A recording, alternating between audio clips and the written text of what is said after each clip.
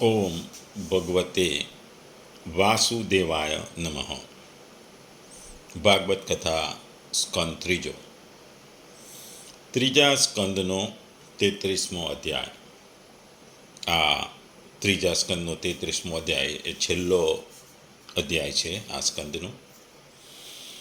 આ અધ્યાયમાં જે દેવહૂતિને તત્વજ્ઞાન થાય છે અને તત્વજ્ઞાન થયા બાદ એની જે મોક્ષની પ્રાપ્તિ છે, એ મોક્ષને પામે છે એની વાત કરવામાં આવી છે. એક વખતની વાત છે, એક ભૂલો પડેલો માનવીની પાછળ 7 સૂંઢવાળો હાથી પીછો કરી રહ્યો હતો. એને એમ કે હાથી તેને મારી નાખશે એમ માની એ દોડવા લાગ્યો. એનાથી દોડતા દોડતા એને બચવા માટે વચ્ચે આવતા કૂવામાં પડવાનું વિચાર્યું. એમ વિચાર્યું કે ત્યાં શાંતિ છે અને હાથીથી પણ એ બચી જશે. પણ કૂવામાં એણે નીચે નજર કરી તો કૂવાના પાણીમાં હળહળતો ઝેરી કાળોતરો નાગ જોયો. કૂવામાં ઝાડ પણ હતું, તેથી તે ડાળી ઝીલીને લટક્યો હતો. નાગને થયું કે આ નીચે પડે અને ડંખ મારું. પકડેલી ડાળી ઉપર એક ધોળો અને એક કાળો ઉંદર તે ડાળને કાતરી રહ્યા હતા. આવી ભયંકર સ્થિતિ વચ્ચે માનવી કૂવામાં લટકી રહ્યો હતો. 7 સૂંઢવાળો હાથી એટલે કે 7 વાર એ કાળતે નીચે ઝેરી સાપ છે, તે મૃત્યુ છે. હાથમાં ઝાલેલી ડાળ એનું આયુષ્ય છે. એ આયુષ્યને પણ કાળો અને સફેદ ઉંદર એટલે કે રાત્રિ અને દિવસ કોતરી રહ્યા છે. આ છે માનવીના જીવનની સંસારમાં રહેલી કથા. કુવારૂપી સંસારમાં રહે તો માનવી હંમેશા ભય અને દુઃખોમાં રહે છે. જેમ ઝેરી સાપ એ મૃત્યુ છે, ડાળી જે આયુષ્ય છે, અને કાળો અને સફેદ ઉંદર એ દિવસ અને રાત્રિ એ માણસને કોતરી રહ્યા છે. ડાળીને હાથમાં ઝાલીને લટકતા માનવીએ મૂંઝાઈને ઉપર જોયું તો મધમાખીઓથી બાંધેલા મધપૂડામાંથી તેના મોંમાં મધનું એક ટીપું પડ્યું. તેના સ્વાદમાં તે પોતાના દુઃખ ભૂલી ગયો. હાથી, પેલા ઉંદર, કૂવામાં પડેલો સાપ એ સૌ ભૂલી ગયો. એણે મોં ખુલ્લું રાખ્યું અને વિચાર્યું કે પાછું બીજું ટપકું ક્યાં પડે. આવી જ માનવની દશા છે.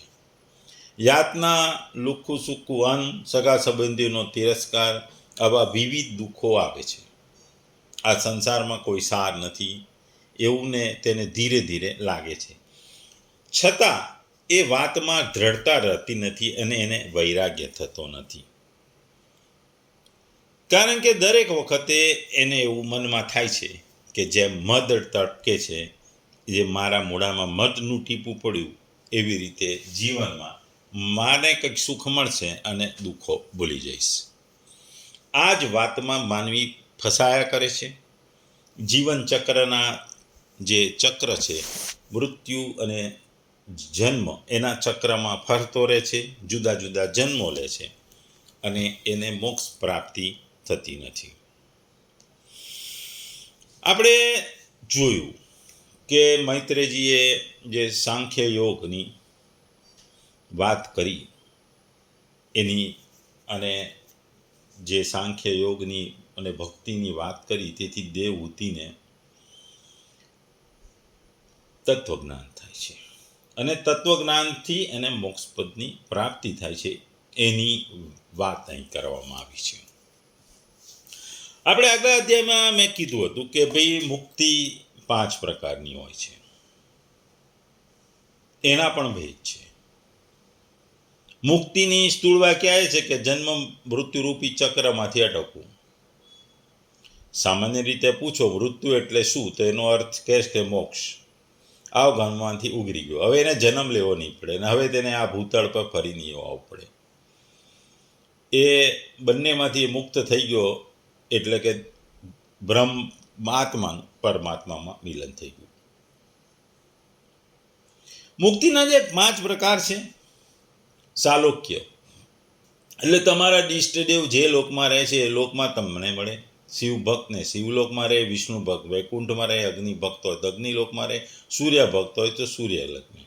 આરાધ્ય દેવતા જે લોકમાં રહેતા હોય એ લોકમાં રહેવાનું મળે એટલે સાલોક્ય મુક્તિ.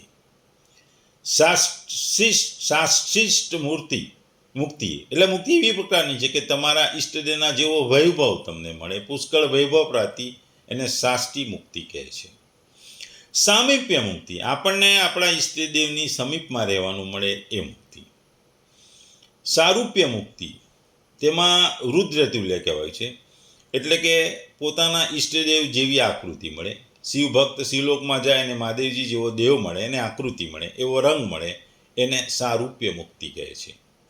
અને સાયુજ્ય મુક્તિ એટલે કે એકત્વ, ભક્ત પૂર્ણ થાય ગયા પછી પોતાના ઈષ્ટદેવના અંદર મળી જાય છે. દ્વારિકામાં મીરાબાઈ સદૈવ ભગવાનમાં સમાઈ ગયા હતા. જીવાત્મા પણ પૂર્ણ રીતે પ્રભુમાં મળી જાય તો એ સાયુજ્ય મુક્તિ કહે છે. આ રીતે 5 પ્રકારની મુક્તિ છે. કપિલ ભગવાને કીધું હતું કે મારા આવા નિર્ગુણ ભક્તોને આ 5 પ્રકારની મુક્તિ આપું છું, છતાં એ સ્વીકારતા નથી. એ તો કેવળ ભક્તિ સ્વીકારે છે, ભક્તિના માર્ગે જન્મો જન્મનો અવતાર લેતા રહે છે.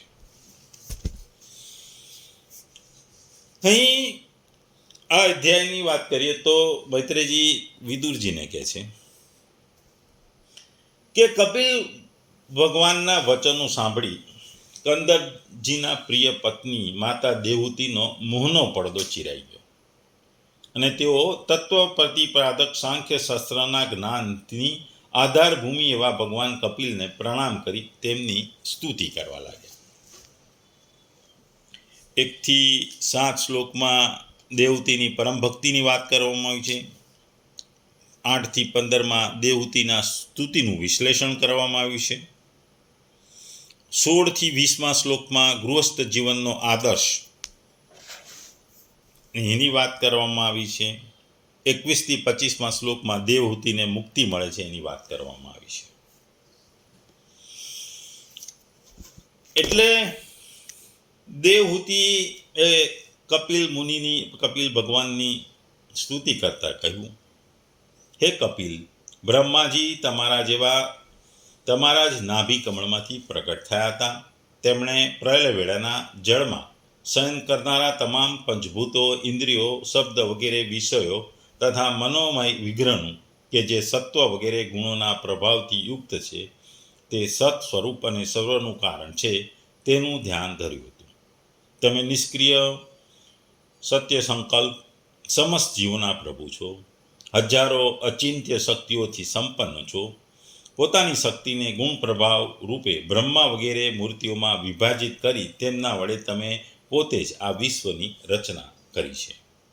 હે પ્રભુ, આ કેવી વાત છે કે જેમના ઉદરમાં આ સગળા પ્રપંચ પ્રલયકાળ આવતા લીન થઈ જાય છે અને જેની કલ્પના અંતે માયામય બાળકનું રૂપ ધારણ કરી પોતાના પગનો અંગૂઠો ચૂસતા એકલા જ વડના વૃક્ષના પાંદડા પર શયન કરે છે, તેવા તમે મારા ગર્ભમાં ધારણ કર્યા હતા. મેં તમને ધારણ કર્યા હતા.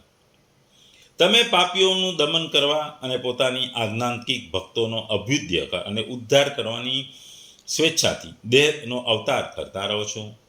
તેથી જ તમારા વહારા જેવા અવતાર થયા છે. આ રીતે કપિલ અવતાર પણ મુક્તિને ઈચ્છનારને સાંખ્ય યોગ અને ભક્તિ યોગ દ્વારા જ્ઞાન માર્ગ બતાવવા માટે થયો હતો. હે પ્રભુ, તમારા નામોનું શ્રવણ કે કીર્તન કરવાથી તથા ભૂલે ચૂકે ક્યારેક તમારું વંદન કે સ્મરણ કરવાથી જ કૂતરાનું માંસ ખાનારો ચાંડાલ પણ સ્વયં કરનાર બ્રાહ્મણ જેવો પૂજનીય થઈ શકે છે. પછી તમારું દર્શન કરવાથી મનુષ્ય કૃત્ય થઈ જાય એમાં કહેવાનું શું? જે ચાંડાલ પણ એ જ કારણે સર્વશ્રેષ્ઠ કે તેની જીભના અગ્રભાગ પર તમારા નામનું વિરાજમાન છે. જે શ્રેષ્ઠ મનુષ્યમાં તમારા નામનું ઉચ્ચારણ કરે છે તો તપ, હવન, તીર્થ, સદાચાર, પાલન, વેદોનું અધ્યયન સર્વ કંઈક કરી દીધું છે. કપિલદેવજી, તમે સાક્ષાત પરબ્રહ્મ છો. તમે પરમ પુરુષ છો. વૃત્તિઓના પ્રવાહને અંતર્મુખ કરી અંતઃકરણમાં તમારું ચિંતન કરવામાં આવે છે. તમે પોતાના જ તેજની માયાના કાર્યભૂત ગુણ પ્રભાવને શાંત કરી દો છો અર્થાત તમારા ઉદરમાં સમસ્ત વેદત્વ નિહિત છે. આવા સાક્ષાત સ્વરૂપ વિષ્ણુ સ્વરૂપને હું તમને નમન કરું છું, હું તમને પ્રણામ કરું છું, હું તમારી આગળ સાષ્ટાંગ દંડ પ્રણામ કરું છું. પછી મૈત્રેયજી કહે છે, માતાએ આ પ્રમાણે સ્તુતિ કરી. પછી માતૃ વત્સલ પરમ પુરુષ ભગવાન કપિલદેવ એ ગંભીર વાણીમાં ધીર ગંભીરતાથી એમને કહ્યું, માં, મેં તમને જે સરળ માર્ગ બતાવ્યો છે તેમનું અવલંબન કરવાથી તમે સત્વરે એક પરમપદને એટલે મોક્ષને પામી લેશો. તમે મારા મતમાં વિશ્વાસ કરો, મારી વાત માનો. બ્રહ્મવાદી લોકોએ આ માર્ગનું સેવન કર્યું છે, એના વડે જ તમે મારા જન્મ મરણ સહિત સ્વરૂપને પણ પ્રાપ્ત કરી લેશો. જે લોકો મારા મતને જાણતા નથી તેઓ જન્મ મૃત્યુના ચક્રમાં પડ્યા રહે છે. પછી મૈત્રેયજી કહે છે, આ પ્રમાણે આત્મજ્ઞાનનો શ્રેષ્ઠ ઉપદેશ કરી પોતે બ્રહ્મવાદી માતાની અનુમતિ લઈ કપિલદેવ ત્યાંથી સીધાવી ગયા. ત્યારે દેવહૂતિ પણ સરસ્વતીના મુગટ સમા પોતાના આશ્રમમાં પોતાના પુત્રે ઉપદેશ કરેલા યોગ સાધના દ્વારા યોગનો અભ્યાસ કરતા કરતા સમાધિમાં સ્થિત થઈ ગયા. ત્રિકાળ સ્નાન કરવાની તેમની વાંકડીએ વળી લટો શ્વેત જટાઓમાં પરિણમી. ચીર વસ્ત્રોથી ઢંકાયેલું શરીર ઉગ્ર તપસ્યાને કારણે દુર્બળ થઈ ગયું. તેમની પ્રજાપતિ કંદર્પના તપ અને યોગ બળથી મળેલી અનુપમ ગૃહસ્થિના સુખનો ત્યાગ કર્યો કે જે સુખ માટે દેવતાઓ પણ ઈચ્છા રાખતા હોય છે અને તલસતા હોય છે. જેમ દૂધના ફીણ જેવા સ્વચ્છ અને સુકોમળ પથારીવાળા હાથીદાંતના પલંગ, સોનાના પાત્રો, સોનાના સિંહાસન અને તેમના ઉપર કોમળ કોમળ ગાદીઓ પાથરેલી હતી અને જેની સ્વચ્છ સ્ફટિક મણિ અને મહારક્તમણીની ભીતોના રત્નોથી બનેલી રમણ મૂર્તિઓ સહિત મણિમય દીપ ઝગમગી રહ્યા હતા. જે ફૂલો લચી પડેલા અનેક દિવ્ય વૃક્ષોથી સુશોભિત હતા, જેમના અનેક પ્રકારના પક્ષીઓનો કલરવ અને ભમરાનો ગુંજરાવ થતો હતો. જ્યાં કમળગંધથી સુવાસિત વાવોમાં ગંધર્વની સાથે તેમને પ્રેમ પ્રામીને ક્રીડા માટે પ્રવેશવા તેમની દેવહૂતિના ગુણગાન ગંધર્વો કરતા રહેતા હતા. જેમણે પામવા ઇન્દ્રાણીઓ પણ લાલસા કરતા રહેતી તે ગૃધ્યાનની પણ મમતા તેમણે તજી દીધી હતી. પરંતુ પુત્ર વિયોગથી વ્યાકુળ થવાને કારણે અવશ્ય તેમનું વદન થોડું ઉદાસીન હતું. પતિના વનમાં ગયા છે, પુત્રના વિયોગ થવાથી તેમને આત્મજ્ઞાન સંપન્ન હોવા છતાં પણ એવા વ્યાકુળ થઈ ગયા કે જેમ વાછરડું છૂટું પડી જાય છે તેને વાલ કરતી ગાય જેવી વ્યાકુળ થઈ જાય છે, એવી એમની દશા થઈ ગઈ. વત્સ વિદુર પોતાના પુત્ર કપિલદેવ રૂપ ભગવાન શ્રી હરિનું ચિંતન કરતા કરતા તેઓ થોડા જ દિવસમાં ઐશ્વર્ય સંપન્ન ઘરથી પણ વિરક્ત થઈ ગયા. પછી તેઓ કપિલદેવજીએ જે ભગવાનમાં ધ્યાન કરવા યોગ્ય જે પ્રસન્ન વદન કમળયુક્ત સ્વરૂપનું વર્ણન કર્યું હતું તેના એક એક અવયવનું તથા સમગ્ર રૂપનું પણ ચિંતન કરતા કરતા ધ્યાનમાં લાગી ગયા અને ધ્યાનમાં તત્પર થઈ ગયા. ભગવત ભક્તિના પ્રભાવથી પ્રબળ વૈરાગ્યથી અને કર્મોના યથાયોગ્ય અનુષ્ઠાનથી ઉપજેલા બ્રહ્મનો સાક્ષાત્કાર કરાવનાર જ્ઞાન વડે ચિત્ત શુદ્ધ થઈ જવાથી તેઓએ સર્વવ્યાપક આત્માના ધ્યાનમાં મગ્ન થઈ ગયા. આ પ્રમાણે જીવના પરમબ્રહ્મ ભગવાનમાં જ બુદ્ધિ સ્થિત થઈ જવાથી તેમનો જીવભાવ નિવૃત્ત થઈ ગયો અને તેઓ સઘળા કલેશોથી મુક્ત થઈ પરમાનંદમાં નિમગ્ન થઈ ગયા. નિરંતર સમાધિમાં સ્થિત રહેવાને કારણે વિષયોની સત્યપણાની તેમની ભ્રાંતિ પણ દૂર થઈ ગઈ અને પોતાના શરીરનું પણ સાનભાન રહ્યું નહીં. જેમ જાગી ગયેલા મનુષ્યો સપનામાં જોયેલા પોતાના શરીરની સ્મૃતિ રહેતી નથી, તેમ તેમના શરીરનું પોષણ પણ બીજા વડે થતું હતું, પરંતુ કોઈ પણ પ્રકારના માનસિક કલેશ નહીં હોવાને કારણે તે દુર્બળ થયું નહીં. તેમનું તેજ અધિક નિખરી ઉઠ્યું અને મેલને કારણે ધર્માણાયુક્ત અગ્નિના જેમ સુશોભન થવા લાગ્યું તેમ વાળ વિખરાઈ ગયા હતા. માથા પરથી વસ્ત્ર પણ સરકી ગયું હતું, તો પણ નિરંતર ભગવાનનું ચિત્ત પરવાયેલું રહેવાને કારણે પોતાના તપ યોગમય શરીરનું કશું સાનભાન ન રહેતું, કેવલ પ્રારબ્ધ એટલે કે નસીબ તેમનું રક્ષણ કરતું હતું. આ પ્રમાણે કપિલદેવજી ભગવાને બતાવેલા માર્ગ વડે દેવહૂતિ થોડા સમયમાં નિત્ય મુક્ત પરમાત્મા સ્વરૂપ ભગવાનને પ્રાપ્ત કરી લીધા, એટલે મોક્ષની પ્રાપ્તિ થઈ. જે સ્થળ પર તેમને સિદ્ધિ પ્રાપ્તિ તે પરમ પવિત્ર ક્ષેત્ર ત્રણેય લોકોમાં સિદ્ધપદ નામે વિખ્યાત થયું. સાધુ સ્વભાવના વિદુરજી યોગ સાધન થકી તેમના શરીરના સઘળા દૈહિક મળ દૂર થઈ ગયા અને નદીના રૂપમાં પરિણામ્યા, કે જે નદી સિદ્ધ ગણો વળેલી સેવાયેલી અને બધા પ્રકારની સિદ્ધિવાળી ગણાય છે. મહાયોગી ભગવાન કપિલદેવજીના પણ માતાજીની આજ્ઞા લીધા પછી પિતાજીના આશ્રમથી ઈશાન ખૂણા તરફ સીધાવી ગયા. ત્યાં સ્વયં સમુદ્રે તેમનું પૂજન કરી તેમને સ્થાન આપ્યું. તેઓએ 3 લોકોની શાંતિ પ્રદાન કરવા માટે યોગ માર્ગનું અવલંબન કરી સમાધિમાં સ્થિત થઈ ગયા. સિદ્ધો, ચારણો, ગંધર્વો, મુનિઓ અને અપ્સરાઓએ તેમની સ્તુતિ કરે છે અને સાંખ્યાચાર્યો પણ તેમના સર્વ પ્રકારે સ્તવન કરતા રહેતા હોય છે. હે વિદુરજી, તમારા પૂછવાથી મેં તમને ભગવાન કપિલ અને દેવહૂતિના આ પરમ પવિત્ર સંવાદ સંભળાવ્યો. આ કપિલદેવજીનો મત એટલે કે સાંખ્ય મત આધ્યાત્મ યોગનું એક ખૂબ જ ઊંડું અને ગૂઢ રહસ્ય છે. જે મનુષ્ય તેનું શ્રવણ અથવા વર્ણન કરે છે તે ભગવાન ગરુડ ધ્વજાની ભક્તિથી યુક્ત થઈ સત્વરે હરિના ચરણાવિંદોમાં પ્રાપ્ત કરે છે. આમ કરી આ 33મો અધ્યાય પૂરો થાય છે, સાથે 3જો અધ્યાય પણ પૂરો થાય છે. મૂળ આ અધ્યાયમાં જે શ્રદ્ધાથી ભક્તિ કરવાની વાત કરવામાં આવે છે. કપિલ મુનિએ કહે છે કે જે સજ્જનો વિચાર કરો, શાંત રસ જેમાંથી નીકળે છે તે જ ક્રિયા ઉપયોગી છે. ભક્તિ કરો કે જે કોઈ સાધના કરો પણ તેના ઉપર શાંત ભાવ ઉત્પન્ન થયો છે કે નહીં એ વિચાર કરજો. અત્યારનું જીવન તો એવું ભેળસેળવાળું થયું છે કે પૂજાનો પાટલો મૂક્યો તરત જ લીધું છાપું. છાપામાં એવા સમાચાર હોય કે માનસિક ખળભળાટ ઉપજે, તેની ચર્ચાઓ ચાલે. આવા વાતાવરણમાં શાંત રસ ક્યાંથી મળે?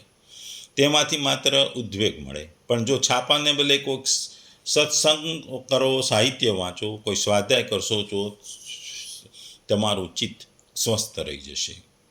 આ હરિનો માર્ગ પકડો. કપિલ ભગવાન કહે છે, માતા શ્રદ્ધા રાખી તમે ભક્તિ કરજા જાઓ. આ સંબોધન સાંભળી માતા દેવહૂતિનું હૃદય જે નિર્મળ હતું, જે નિર્મળ બન્યું, મોહ દૂર થયો. આનંદ અનુભવતા કહેવા લાગ્યા, હે ભગવાન, આપે પુત્ર તરીકે પધારી મને પવિત્ર કરી છે.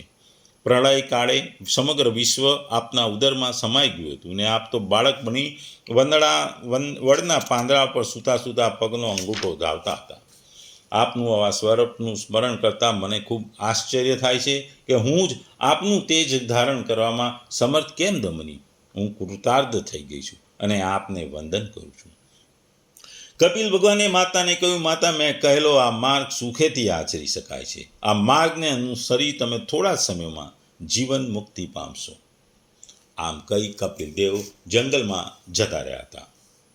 મહારાજ મનુની સુપત્રી મહાસમર્થ યોગી કંદર્પના પત્ની અને ભગવાન કપિલદેવના ભાગ્યવાન માતા દેવહૂતિ સાંખ્ય શાસ્ત્ર અને ભક્તિ યોગનું જ્ઞાન પ્રાપ્ત કરીને ખૂબ જ ધન્યતા અનુભવી રહ્યા છે. આશ્રમમાં એકલા હતા. પવિત્ર પાવનકારી બિંદુ સરોવરમાં નિત્ય તેઓ ત્રિકાળ સ્નાન કરે. યોગનિષ્ઠથી એકાગ્ર ચિત્તવાળા બન્યા. વાળ ઉડવાની પણ ઉપાધિ ના લીધી. વાળ ગૂંચળ્યા, વાંકડિયા, પીગળા થઈ ગયા. વસ્ત્રો સામે જોઈને શરીર ઢંકાઈ ગયું કે તેને પરવા ના કરી. ગૃહસ્થાશ્રમનું જે અભિમાન હતું એમણે ત્યજી દીધું. ભૂતકાળના દિવસો જે ભવ્ય હતા એ પણ ભૂલી ગયા. એમની સર્વ વાસનાઓ પણ ધીરે ધીરે નાશ થઈ ગઈ. સતી દેવહૂતિએ કપિલદેવને જ ભગવાનનું સ્વરૂપ માની એક ચિત્તે તેમના દિવ્ય સ્વરૂપનું ધ્યાન કરવા લાગ્યા, મનન કરવા લાગ્યા. કપિલદેવે કહેલી મુજબ તેમણે સુમધુર પ્રસન્ન હાસ્યયુક્ત કુમુખમળ તેમને નિત્ય દેખાવા લાગ્યું. ધીમે ધીમે આહાર લેવાનું પણ છૂટી ગયું અને તેમની બુદ્ધિ ભગવાનમાં સ્થિર થઈ ગઈ. આત્મા જ્યારે પરમાત્મા સાથે એક થઈ જાય છે ત્યારે આત્માની સ્થિતિ તુમ ચંદન હમ પાની જેવી બની જાય છે. પ્રભુજી તુમ ચંદન હમ પાની, જાકી અંગ અંગ બાસ સમાની. પ્રભુજી તુમ ધન બન મોરા, જૈસે ચિતવત ચંદ્ર ચકોરા. પ્રભુજી તુમ દીપક હમ બાતી, જાકી જ્યોતિ બરે દિન રાતી. પ્રભુજી તુમ મોતી હમ ધાગા, જૈસે સોના ही मिलत सुहागा. પ્રભુજી તુમ સ્વામી હમ દાસા, એસી ભક્તિ કરે રૈદાસા. આ રીતે ભક્તિ કરતાં કરતાં આખો દિવસ દેવહૂતિ સમાધિ અવસ્થામાં રહેવા લાગ્યા. આમ થોડો સમય જપ, તપ અને યોગ વડે માતા દેવહૂતિનું પ્રારબ્ધથી રક્ષાયેલું શરીર શાંત થઈ ગયું. આત્મનઃ બ્રહ્મ નિર્વાણો ભગવંત મવાપહ. એ સજ્જનો, ભગવાન કપિલદેવે માતા દેવહૂતિને બતાવેલા માર્ગ આપના સૌને માટે છે. જે કોઈ આ માર્ગને અનુસરશે તે પર બ્રહ્મને પામશે, તેમાં કોઈ સંશય ના રાખો. જયદેવ કવિની સાથે આપણે પણ સૂર્યમંડળના ભૂષણ સમાન અને ભવખંડન કરતા સંત જનોના હૃદયમાં હંસ સમાન બિરાજેલા ભગવાનનો જયજયકાર કરીએ. દિનમણિ મંડલ મંડન ભવખંડન એ મુનિજમાનસ હંસ જય જય દેવ હરે. ટૂંકમાં જે ભગવાને કપિલ મુનિ ભગવાને પોતાની માતાને જે માર્ગ બતાવ્યો, જે ભક્તિનો સાંખ્ય યોગનો માર્ગ બતાવીને મોક્ષ અપાવ્યો, એવી જ વાત ગીતામાં પણ ભગવાન શ્રી કૃષ્ણને બધું જ જ્ઞાન સમજાવીને પણ કહ્યું હતું. યથેચ્છી સ તથા કરું, અર્જુને યથેચ્છસી તથા કુરુ, અને અર્જુને ઉત્તર આપ્યો હતું કરીયસે વચન ત. કપિલ શબ્દ અનેક દેવો માટે વપરાય છે. વિષ્ણુ માટે, શંકર માટે, નાગ માટે, દાનવ માટે, મુનિ માટે અને મહર્ષિ માટે. કપિલ એ આર્ય સંસ્કૃતિમાં પ્રેરક બળ રહ્યું છે. ભલે કાલ્પનિક હોય, પણ સાંખ્ય શાસ્ત્રના પ્રણેતા હોય કોઈ પણ હતા તે નિર્વિવાદ છે. કપિલ મુનિનો સાંખ્ય ગીત વાત અથવા સાંખ્ય ગીતા પણ ઘણા લોકો કહે છે એની વાત છે. ટૂંકમાં આ અધ્યાય જે છે એ ખૂબ જ મહત્વનો છે, કારણ કે આ અધ્યાય આપણને ઘણું બધું શીખવે છે. આ દેવહૂતિ ભગવાન કપિલદેવ જે પોતાના પુત્ર હોય છતાં એમની મહિમા ગાય છે. ભગવાનનું નામ અને ભક્તિ કેટલું મહાન એનું પણ વર્ણન છે. જન્મ, જાતિ કે સમાજમાં ઊંચ નીચ કરતાં ભક્તિનું વધુ મહત્ત્વ છે. ભક્તિ દ્વારા ચિત્ત શુદ્ધ થાય છે અને મુક્તિ પ્રાપ્ત થાય છે, એ પણ વાત છે. અને અંતે દેવહૂતિ યોગ દ્વારા પરમાત્મામાં લીન થાય છે. આ અધ્યાય સમાજમાં જે જન્મ આધારિત ગૌરવ છે એની વાત કરે છે, પરંતુ ભગવાન આ વાત કહે છે કે જાતિ નહીં ભક્તિમાન છે. જે ભગવાનનું નામ લે છે એ શુદ્ધ બને છે. એટલે જાતિવાદથી આ વિરુદ્ધ છે. જાતિ સાથે કોઈ પણ ભક્તિને કોઈ લેવા દેવા નથી. આપણે જોયું હતું કે વાલિયો લૂંટારો વાલ્મીકી બને છે, વાલિયો લૂંટારો તે વાલ્મીકી બને છે, અને એ પણ વાલિયો લૂંટારો જ્યારે વાલ્મીકી બને છે ત્યારે રામ નામનું જપથી મહાન ઋષિ બને છે. આ અધ્યાયનું મુખ્ય તત્વજ્ઞાન એ છે કે ભક્તિ એ સર્વોચ્ચ અને સર્વશ્રેષ્ઠ છે. કર્મ, યજ્ઞ, દાન, તાપ કરતાં પણ નામ સ્મરણ શ્રેષ્ઠ છે. ગંગામાં સ્નાન કરવાથી શરીર શુદ્ધ થાય છે, પરંતુ ભગવાનના નામથી મન અને આત્મા શુદ્ધ થાય છે. ગંગામાં સ્નાન કરવામાં વાતમાં એક વખતની જે મુનિએ પણ કીધું હતું કે કાચબો બી રોજ પાણીમાં પડ્યો રહે છે તો બી એ શુદ્ધ નથી ગણાતો. એટલે ગંગામાં સ્નાન કરવાથી આવા કટાક્ષ પણ ઘણા થયા છે. ચિત્ત શુદ્ધિ વિના મુક્તિ નથી મળતી. મનને ઇન્દ્રિયો દ્વારા બંધાય છે, પણ દેવહૂતિ કહે છે કે કપિલદેવના ઉપદેશથી મન પરમાત્મામાં સ્થિર થઈ ગયું. આપણે જોઈએ છે કે ગંદુ પાણી હોય ચંદ્રનું પ્રતિબિંબ ના દેખાય, પણ શુદ્ધ પાણી હોય તો સ્પષ્ટ ચંદ્રનો આપણને દેખાય. એ જ રીતે ચિત્ત શુદ્ધ થાય તો આત્માનો અનુભવ થાય. અને બીજી વાત જે આપણે ઘણા લોકો કહેતા હોય છે કે સનાતનમાં સ્ત્રીઓને મુક્તિ ના મળે, એ બધી વાત ખોટી છે. અહીં દેવહૂતિ એક સ્ત્રી હોવા છતાં પૂર્ણ યોગ સિદ્ધિ પ્રાપ્ત કરે છે. એટલા માટે આપણે ખાસ કરીને જે સનાતન ધર્મના વિરોધીઓ છે એના માટે કહ્યું કે આ અધ્યાયમાં જે શરૂઆતમાં જાતિની વાત પણ, કે જાતિની કંઈ જરૂર નથી મુક્તિ માટે, એમ અહીં લિંગની પણ જરૂર નથી. મુક્તિ માટે લિંગ છે, જાતિ છે, ધન, વિદ્યાની જરૂર નથી. એક જ માર્ગ છે ભક્તિનો. નરસિંહ મહેતાની હોય કે મીરાબાઈની હોય. મીરાબાઈ રાણી હતા અને નરસિંહ મહેતા બ્રાહ્મણ હતા. સબરીની ભક્તિ હોય કે વાલિયા લૂંટારાની ભક્તિ હોય, આ પણ ભક્તિ છે. આ ભક્તિથી તમે મોક્ષ પ્રાપ્ત કરો છો. એમાં કોઈ જાતિ નથી, ધાર્મિક લિંગ નથી, ધન નથી, વિદ્યા નથી. જેમ કપિલદેવ તપ કરવા જાય છે તેવી રીતે દેવહૂતિ પણ યોગમાં સ્થિર થઈ જાય છે. એનું ઇન્દ્રિયો પર કાબુ આવી જાય છે, આત્મદર્શન થાય છે અને છેલ્લે એ પરમાત્મામાં લીન થાય છે. એમનું શરીર પણ પવિત્ર તીર્થ સમાન બની જાય છે. એટલે આ અધ્યાય ખાસ કરીને આપણને ઘણું બધું શીખવે છે. દેવહૂતિનું ઉદાહરણ છે એ બાહ્ય પરિવર્તન છે, મેલ, સુખ, વૈભવનો ત્યાગ, પછી સાદું જીવન અને પછી ઇન્દ્રિય નિયંત્રણ. એક રાજાની પુત્રી કેવી રીતે બાહ્ય પરિવર્તન કરે છે અને પછી આંતરિક પરિવર્તન છે, મનને એકાગ્ર કરે છે, ઈચ્છાઓનો ત્યાગ કરે છે, અહંકારનો નાશ કરે છે. અને એ બાહ્ય અને આંતરિક બંને પરિવર્તન દેવહૂતિમાં જોવા મળ્યું. બાહ્ય જે સુખ સ્વભાવનું હતું અને મનનું પણ કરે છે. એટલે જે દીવો પવનથી બચાવીએ તો જ્યોત એકદમ સ્થિર થઈ જાય છે, એ રીતે ઇન્દ્રિયોથી તમે દૂર રહો તો પણ મન સ્થિર થાય છે. દેવહૂતિ જે 3 પગલાં લે છે એની વાત કરીએ. એક શ્રવણ એટલે ભગવાનના ઉપદેશનું સ્મરણ કરે છે, પછી મનન કરે છે, તત્વજ્ઞાન પર એ વિચાર કરે છે અને નિધ્યાસન એટલે ધ્યાનમાં સ્થિર થાય છે. આ 3 વસ્તુને લીધે શું થાય છે કે એનું ચિત્ત શુદ્ધ થાય છે, આત્મ સાક્ષાત્કાર થાય છે અને છેલ્લે એ પરમાત્મામાં લીન થઈ અને મોક્ષ તરફ બને છે. શરીર તીર્થ બની જાય છે દેવહૂતિનું. શાસ્ત્રમાં કહે છે કે દેવહૂતિના શરીરમાંથી એક પવિત્ર નદી ઉદ્ભવી, જેને સિદ્ધપદ તીર્થ કહેવાયું. જ્યારે જીવન સંપૂર્ણ ભક્તિમય અને શુદ્ધ બને છે, વ્યક્તિ ઓટોમેટિક પવિત્ર થઈ જાય છે. ટૂંકમાં આપણને અહીં દેવહૂતિની મુક્તિ મળે છે એની વાત છે, જાણવાનું તત્વ છે કે ભક્તિ, જ્ઞાન અને વૈરાગ્યની ત્રિપુટી તમને મુક્તિ અપાવે છે.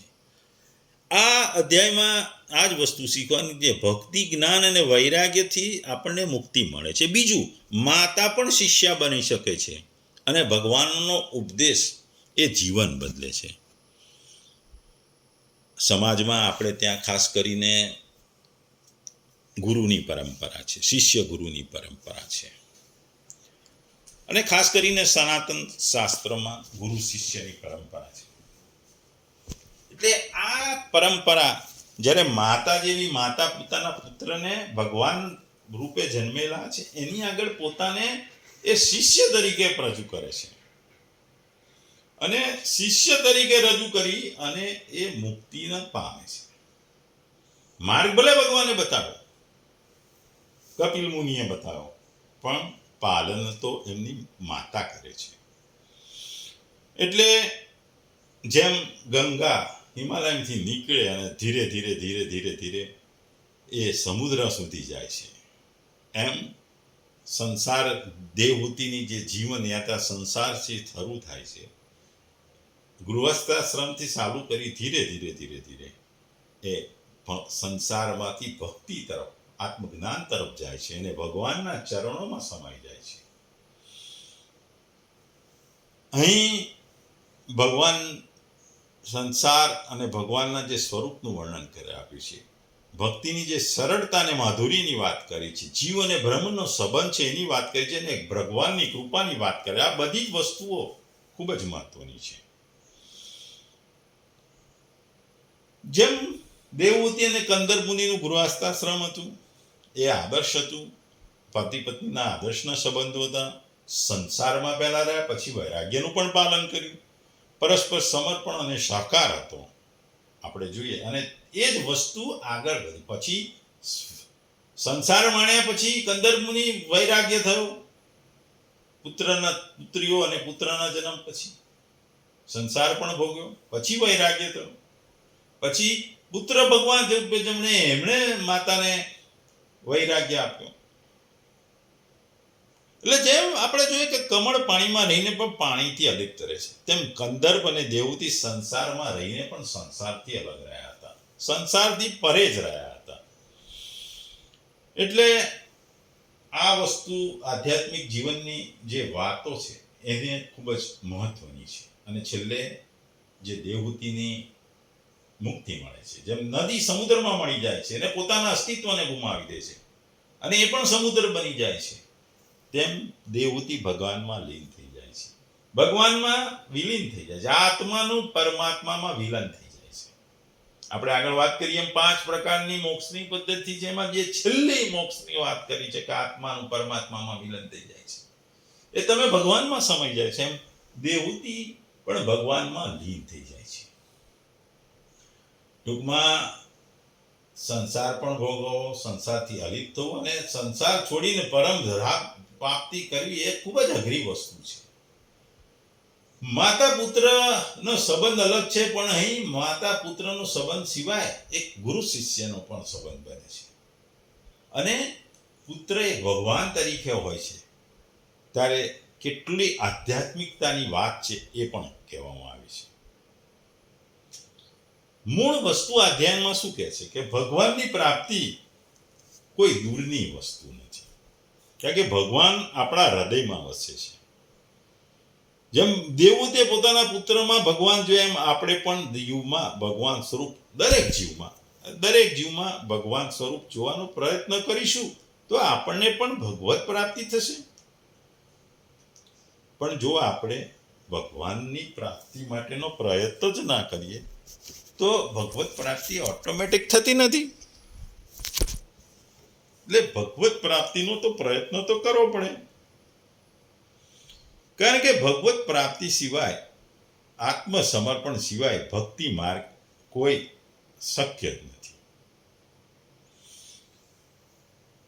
કાળ એ બહુ મહત્વની વસ્તુ છે. ભગવાન કપિલે જે દેવતીના પ્રશ્નમાં વૈરાગ્યની વાત કરે છે, ભક્તિની વાત કરી છે, આ બંને ભૂમિકાઓ બહુ મહત્વની છે. જો મહાપ્રભુજીની વાતમાં આ વસ્તુને જોઈએ તો આ સૃષ્ટિમાં જો કાળ નામનું તત્વ ન હોય તો કોઈ પણને વૈરાગ્ય ન સૂજે. કાળ આપણને ક્ષીણ કરે છે. જગતના બધા આદિ ભૌતિક પદાર્થો તથા આપણું શરીર શુદ્ધાને પણ કાળ નાશ કરે છે. જે રીતે પવન પોતાની તરફ દરેક વસ્તુને ખેંચી જાય છે, એ રીતે બળવાન કાળ જીવોને અનેક અવસ્થામાં શરીરમાં ભ્રમણ કરાવે છે. જેમ વાદળો આપણને ગતિ કરતા દેખાય છે, પરંતુ તે વાદળોને લઈ જનાર પવન આપણને દેખાતો નથી, એમ જીવોની ગતિ આપણને દેખાય છે. માણસ ભેગું કરતો જાય છે અને કાળ એના ઉપર પોતું ફેરવતો જાય છે. અમદાવાદનો જ્યારે કિલ્લો બાંધતી વખતે અહમદ શાહ બાદશાહ કોટ ચણે અને પેલો માણેક બાવા સાદડી છૂટી કરી નાખે તોય આખો કોટ પડી જતો હતો. બાદશાહ કોટ બનાવે, પેલો માણેક શાહ બાવા સાદડી છૂટી કરે તોય આખો કોટ પડી જાય. તેમ આપણે માંડ ભેગું કરીએ અને કાળ આવીને ધોઈ નાખે છે, ખતમ કરી નાખે છે. કાળનું કામ નષ્ટ કરવાનું છે. પુત્ર, પુત્રી, સ્ત્રી સહિત જમીન, ઘર, ખેતર એ બધાને માનવી શાશ્વત માને છે, તે પણ કાળના ચક્રમાં નાશ પામે છે. આ મારું છે ને કાયમનું છે એ માનવું એ આપણી અજ્ઞાનતા છે, ભૂલ છે. અભાગી જીવ પ્રભુને યાદ નથી કરતો. કપિલ ભગવાને કીધું કે માનવીને દુઃખ અને પરાધીનતા તો માં વૈરાગ્ય તો આવવો જોઈએ. કદી ભગવાનને યાદ નહીં કરનાર માનવીને વૈરાગ્ય તો આવવો જોઈએ. તે બીમાર પડ્યો ત્યારે ભગવાન હવે તું મને લઈ લે તો સારું એવું આપણે કહીએ. પણ એવા અભાગી જીવ હોય છે કે એવી સ્થિતિમાં પણ ભગવાન યાદ આવતા નથી. એને અભાગ્ય જ કહેવું છે કે જે દુઃખમાં પણ વૈરાગ્ય ન જન્મે, અંતકાળે પણ પ્રભુને યાદ ન કરે. રક્તપિત્ત થયેલા માણસની ખરાબ પરિસ્થિતિ હોય, ડોક્ટરે કહી દીધું હોય કે આ માણસ સારું થવા નથી, પણ આપણે એને પૂછીએ તારે આ શરીર છોડવું છે તો એ કહેશે ના. એને પણ શરીરમાં એટલી બધી આસક્તિ હોય છે, શરીર પ્રત્યે આસક્તિ, વાસનાઓની એનું હૃદય દૂષિત હોય છે, એટલે એ મોક્ષને પ્રાપ્ત નથી કર્યો. એટલે પ્રભુની શરણ એ જ મુક્તિનું મુખ્ય વસ્તુ છે. ઘણી વખત નરકમાં પણ જીવ જાય, દુઃખ ભોગવે તો પણ એને મોહ જતો નથી. મોહમાં નર્કમાં હોય છે. મનુષ્ય મૃત્યુ પામવા આવે ત્યારે યમદૂતો આવે એને નરકમાં લઈ જાય, કષ્ટો સહન કરવા પડે, છતાં એને એવું થાય હું ફરી જન્મ લઉં. આ મોહ છે. કારણ કે ભગવાન કપિલ કહે છે કે માનવીના જીવનમાં ધર્મ નથી, એને અહીં સુખ નથી. પરલોકમાં સુખ નથી. ધર્મહીન માનવી ક્યારેય સુખ નથી અને ફરી જન્મ લેવો પડશે. અને હવે પછી કપિલ જે ભગવાન જન્મ મૃત્યુની વાત કરે છે એ ચક્રમાં તમારે ફસાતા રહેવું પડે છે. જેમ મોહનો પડદો હટી જાય એવા માતા દેવહૂતિને ભગવાન કપિલ દેવ વંદન કરી સ્તુતિ કરાવવા લાગ્યા. ખૂબ જ સુંદર સ્થિતિ કરી. હે પ્રભુ, આપના નામ લેવાની સાથે, આપના નામનું શ્રવણ કરવાની સાથે, કીર્તન કરવાની સાથે, આપનું નામનું કે આપના સ્વરૂપનું દર્શનની સ્તુતિ કરવાની સાથે અધમ જીવ પણ ઉત્તમ કોટીનું સ્થાન પ્રાપ્ત કરે છે. તો મને તો આપના સાક્ષાત દર્શન થયા છે. જેની જીવ પર પ્રભુનું નામ છે એ ચાંડાળ માટે પણ શ્રેષ્ઠ છે ને વંદનીય છે. માતા દેવહૂતિની જે શંકા સમાધાન થાય છે, ભક્તિની જે વાત કરે છે અને કપિલ ભગવાન વિદાય લે છે, એ આખી વાત આ છેલ્લા અધ્યાયમાં છે. નર નારાયણને તપમાંથી ચાલિત કરવા માટે જ્યારે કામદેવે નૃત્ય શરૂ કર્યું, પણ નર નારાયણના તપથી થરથર કરવા લાગ્યો અને વિચાર્યું કે તે ક્રોધમાં આવીને મને શાપ આપશે. તેવી ભગવાને કહ્યું કે હું ક્રોધ કરું, શાપ આપું તો ક્રોધથી આગળ હાર્યો કહેવો, એટલે મારે તને શાપ આપવાનો નથી. તું મને શું મોહિત કરવાનો હતો? નર નારાયણે પોતાના સાંધોમાંથી સ્ત્રી ઉત્પન્ન કરી નામ પાડ્યું ઉર્વશી. ભગવાન નર નારાયણ પાસે કામદેવ હાર્યો. આત્મા પરબળ હોય તો પ્રકૃતિ કંઈ કરી શકતી નથી. આત્મબળ કાંઈ બહાર મેળવવાનું થોડું છે. આત્મબળ એટલે પોતાનું બળ. પોતાની શક્તિ પ્રકૃતિના ઈશારે પુરુષ નથી નાખતો, પરંતુ પુરુષના ઈશારે પ્રકૃતિ કાર્ય થઈ જાય છે. તમે કોઈના આશ્રિત નથી. તમે સ્વાશ્રય થાવ. તમે મન થાય તો જ કામ જાગે, તમને મન ના થાય તો ક્રોધ જાગે. તમને પરાણે અનિચ્છાએ બીજી દિશામાં લઈ જાઓ તો એ જીવવાનું શું કામનું? માનવી સ્વાધીન બને, પ્રકૃતિ એની દાસી બને. જીવને કદી બાળી શકે નહીં. પ્રકૃતિથી જ પુરુષનું પ્રાબલ્ય એ જ મોક્ષ. પ્રકૃતિથી પુરુષનું પ્રાબલ્ય એ જ મોક્ષ. એટલે મોક્ષ જે અંતિમ ધ્યેય છે એની વાત છે. મોક્ષની પ્રાપ્તિ માટે તમારે આવા શાસ્ત્રો સાંભળવા જોઈએ, મનન કરવું જોઈએ, એના ઉપર તમારે જ્ઞાન મળતું. અને આ કપિલ ગીતા જાણવાથી નવું જ્ઞાન પ્રાપ્ત થાય છે. જીવન જીવવાની પદ્ધતિમાં ખૂબ જ અગત્યની વસ્તુ છે. જો વિવેકપૂર્વક સાંખ્ય યોગને જાણીએ, ભગવાન કપિલના ચરણમાં વંદન કરીએ, તો આપણે પણ મોક્ષની પ્રાપ્તિ મળે. કારણ કે વિવેક કે જે આપણા વિવેકની ઉત્પત્તિ કરે છે, વિવેક, જ્ઞાન, ભક્તિ અને વૈરાગ્યથી ઉત્પન્ન થાય છે. આ ત્રણેય દ્વારા થયેલા ઉત્કર્ષથી પુરુષનું પ્રાબલ્ય થાય છે અને પ્રકૃતિ એને આધીન રહે છે અને મોક્ષ માટે મદદ કરે છે. એટલે ટૂંકમાં આપણે જે માતા દેવહૂતિનું મુક્ત સ્થાન સિદ્ધપુર, જે માતા દેવહૂતિને જે સ્થાને મુક્ત રડી તે સ્થાન વરદાન મળ્યું હતું. જગતમાં કોઈ જીવ ત્યાં જઈ માતાના કલ્યાણનો પ્રયાસ કરશે તો એની માતાને મોક્ષ મળશે. આ સિદ્ધપુરની વાત છે. એટલે માતાની શ્રાદ્ધ કરવા માટે લોકો સિદ્ધપુર જાય છે. ભાગવતમાં સિદ્ધ પદ શબ્દ છે જે સરસ્વતીના કિનારે છે. સરસ્વતી એટલે જ્ઞાન. આ સિદ્ધ પદ એ જ સિદ્ધપુર નામનું શહેર બન્યું છે. મોટામાં મોટા લાભ એ છે કે સ્વયં શ્રી મહાપ્રભુજી ત્યાં બિરાજે છે. તે સ્થળે બિંદુ સરોવર છે, કપિલ આશ્રમ છે. અહીં લોકો પોતાની માતાનું શ્રાદ્ધ કરે છે. એટલે સિદ્ધપુરમાં માતાનું શ્રાદ્ધ કરવાનું મુખ્ય કારણ આ છે કે દેવહૂતિએ ત્યાં મોક્ષની પ્રાપ્તિ કરી હતી. મોક્ષ દેવહૂતિને આ નદીને કિનારે બિંદુ સરોવરને કાંઠે, એટલે કે જે સિદ્ધપુર તરીકે ઓળખાય છે, એ કિનારે મોક્ષ મળ્યો હતો. એટલે આજના આપણે ખાસ કરીને જ્યારે માતા મરી જાય ત્યારે શ્રાદ્ધ કરવા લોકો સિદ્ધપુર જાય છે. એ મુખ્ય કારણ આ વસ્તુની છે. ટૂંકમાં કપિલ ભગવાનની જે કપિલ ગીતા છે એ મુક્તિની દાતા છે. કોઈ પણ વસ્તુનું શ્રદ્ધાપૂર્વક શ્રવણ કરો તો માણસ એટલે મૃત્યુથી પાર થઈ જાય છે. મૃત્યુ એટલે સદગતિને પામે છે. માતાને પણ પુત્ર દ્વારા મળેલું જ્ઞાનથી માતા પણ આત્મજ્ઞાની બને છે અને એ મોક્ષની પ્રાપ્તિ કરે છે. આ અધ્યાય માતા પિતા વચ્ચેના સંવાદનું પૂર્ણાહુતિ તરફ જાય છે.